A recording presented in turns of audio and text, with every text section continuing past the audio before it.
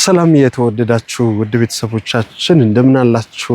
የግሸን በረከታችን ተጠናቆ እንግዲህ እኛም ሌሊቱን ልንወጣ ነው ማለት ነው። በ23 ሌሊት እንግዲህ እግዚአብሔር በበጎ ፍቃዱ በእናታችን በቅድስተ ቅዱሳን በድንግል ማርያም ፍቃድ መልጃ ጸሎት በረከት ዛሬ ላይ ደርሰናል ማለት ነው።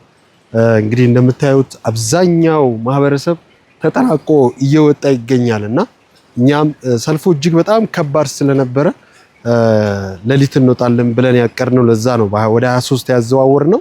እንግዲህ እግዚአብሔር ከፈቀደልን በ23 ዛሬ ማታ ጀምሮ እንግዲህ ሰልፍ ምንይዝ ይሆናል። ነገር ግን ከሌላው በጣም ለየት ባለ መልኩ ጥርግርግ ብሎ ሰው ወጥቷል ዛሬ ላይ ማለት ነው። ስለዚህ ደስ ይል ነበረ። ንግሱ በጣም ቆንጆ ነበረ። በምንችለው አቅም ለእናንተ ማድረስ አልቻልንም። ምክንያቱም ያው የኔትወርክ ችግር ነበረ። እንዲሁም ደግሞ የይዘን የመጣ ነው የስልክም ስፔስ ችግር ነበረና በሚቀጥሉ እንግዲህ የንግስ በዓላቶች ላይ ችግሮችን ቀርፈን ለእናንተ በተሻለ ፕሮግራሞችን የምናስተላልፍ ይሆናል ማለት ነው። ግሸን ላይ ደርሰን በረከት እንድንቋደስ እንዲሁም ደግሞ ደስ እንዲለን እዚህ ቦታ ላይ በጣም ደስ ብሎኛል። በተለይ እንግዲህ በጣም እስከዛሬ እየተነበርኩ እስክል ድረስ ስሜት ተሰምቶኛልና ከናቴ ጋር የበለጠ እንድቀራረብ ድሉን አግኝቻለሁኝ። እንደውም ትንሽ ጉንፋን ይዞኝ ነበረ። ታቦቱ ሲገባ አብሮ ሁሉ ነገር ለቋል ማለት ነውና ምህረቱ የተጎበኘውበት ሆኖልኛል ማለት ነው።